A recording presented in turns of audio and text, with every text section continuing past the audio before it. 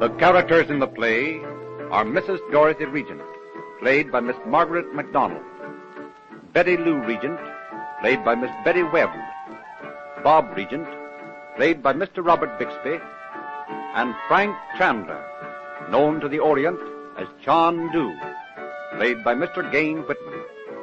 Time, the present. As the first act opens, Mrs. Regent and her daughter Betty Lou are discovered in the living room of the Regent home in Beverly Hills, California. Chandu, the Magician. Mother, how old is Uncle Frank? Oh, he's just a year older than I am, Betty. Oh, is that all? Well, that's old enough, isn't it? Don't be silly, Mother. Why, darling, you haven't a wrinkle in your face. Look at yourself in the mirror. I know. I suppose it's a matter of the mind. I just get in the habit of thinking in terms of the calendar, you know.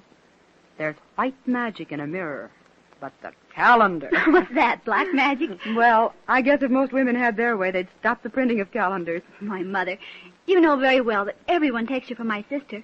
And there isn't a girl I know who has as nice a complexion. When your Uncle Frank was here this morning, he talked about my youthful appearance just the way you're doing. Coming from my own brother, well, it is rather flattering, I'll admit. Uncle Frank and I'll start a club, the Mrs. Dorothy Regent Admiration Society. How's that? You silly. This will be circle number 1, and we'll have branches all over the world. Your father was like that, too, always saying pretty things to me. I can just barely remember him, Mother. You were 3 years old when he went to France. Did he have to go? Being a regent, he had to go. He loved the sea, and he loved adventure. I think he would have gone roaming sometime, even if there hadn't been a war. When his ship went down, he saved ever so many lives, didn't he? Yes. He thought of everyone but himself. How long has Uncle Frank been abroad? 10 years. He was in Egypt 4 years, and then in India. He hasn't changed. Just a little older looking, that's all. Does he look like you? Why, I never thought about it. I guess he does. He's taller, of course. He's very brown after all those years in the Orient. And his eyes were always beautiful. His face is, well, perhaps you'd call it the face of a mystic. Oh, he sounds marvelous. I can hardly wait to see him. When's he coming over again? He'll be here for dinner tonight.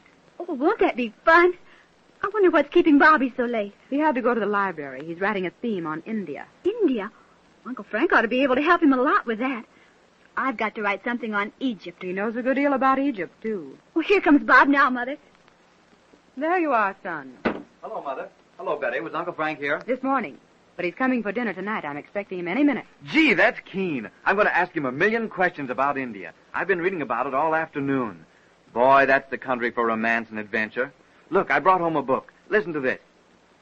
With her 300 million inhabitants, divided into 80 nations, speaking 80 languages, and worshiping millions of gods, she is, as Mark Twain said, a country endowed with an imperishable interest for alien prince and alien peasant, for lettered and ignorant. That's good stuff for your theme, Bob. I know it, and I'm going to use it. Listen to this. A land of dreams and romance, of splendor and rags, of palaces and hovels, of famine and pestilence, mother of history, grandmother of legend, and great-grandmother of tradition.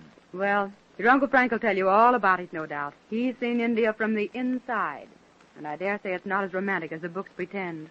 Gee, Mother, I never realized India was so whopping big until I got to studying about it lately. I don't know anything about it. When anybody mentions India, all I can think of is that song. You know, the one that goes... Why, you have that group of 4 songs, Betty, don't you know? The one in the blue cover. I love those. Oh, yes, that's right. The Indian love lyrics. There they are, right in the piano. I was playing one of them last night. Don't you remember? What's that one about pale hands, Betty? That's pretty, but it's kind of sad and creepy, too. There's something about it that... I don't know what. Oh, that's the Kashmiri love song. Sing it, Betty. Yeah, why not? Well, if you like.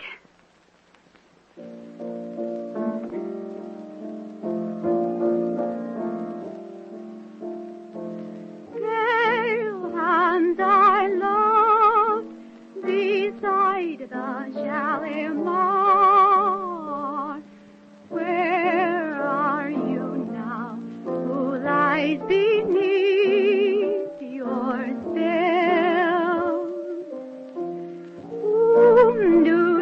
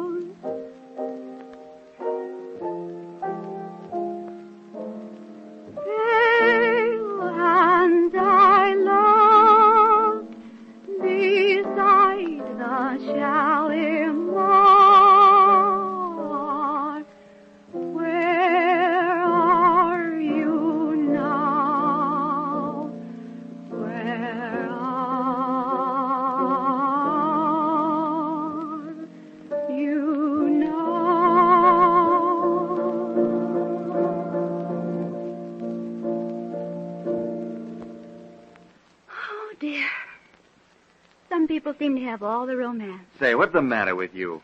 I suppose you'd like to run off to India and marry some Raja prince or something. Yes, I would. And ride on an elephant.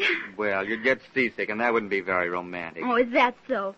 I wouldn't say anything if I were you. Well, say, you can't even go to Catalina Island without somebody holding your head all the way over.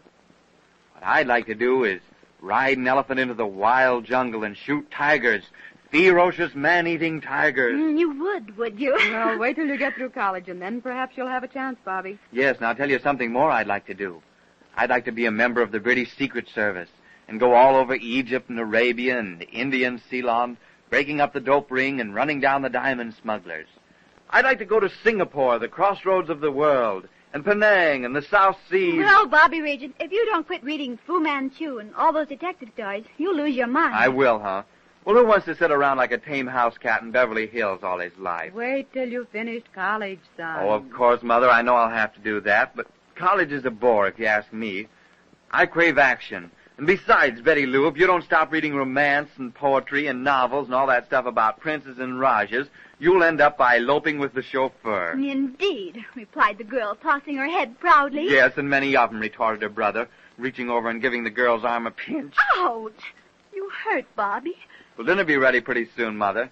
I'm starved. Stella has it ready now. We can't sit down till your Uncle Frank comes, though. He promised faithfully he'd be here, and he was always so punctual in the old days. What's that, Mother? Why, I don't know. Have you bought a new bell for Stella, Mother? No. Wait a minute. Stella? Stella? Yes, ma'am? Did you ring that bell? No, ma'am, I didn't ring any bell. Well, can you tie that? Are we all getting goofy or something? I heard it, didn't you? Why, of course I did. It sounded as if it were right in the room here. There. I'm going to search this house. Somebody's trying to get funny with us. I don't know what to make of it. If your Uncle Frank were here, I'd say he was up to some of his tricks again. Even when we were children, he was always pretending he was a magician and scaring the rest of us half to death.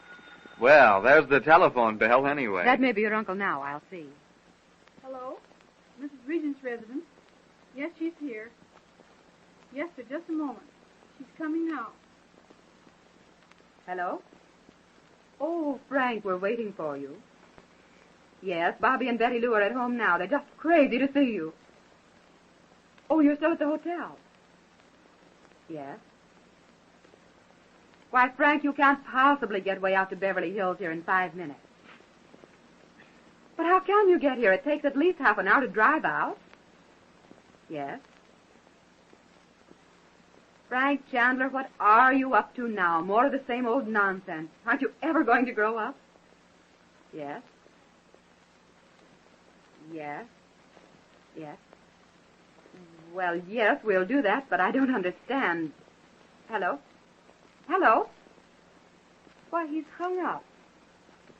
Well, of all the silly... What's the matter now, Mother? Isn't he coming? Let's eat. Yes, he's coming, but he told me to do the most ridiculous thing you ever heard of. What do you mean, Mother? Why, he said the three of us should shut and lock all the doors and windows in this room. Oh, why? What and for? draw the curtains. Well, our Uncle Frank must be a little off his bean, if you ask me. And then we're to turn off the lights. Now, if that isn't goofy. Well, let's do it, and let's see what happens. When he gets here, we'll have the laugh on him. Are you sure it was really Uncle Frank on the telephone? Oh, yes, I know his voice. And besides, he called me Doc. He's the only one in the world that ever called me that. Well, the curtains are drawn, and I've locked both doors. Lay on, Macduff. But he said to turn off the lights, too. Oh, Mother, this is a little too much. Off they go. Why, this is positively creepy. I don't like it.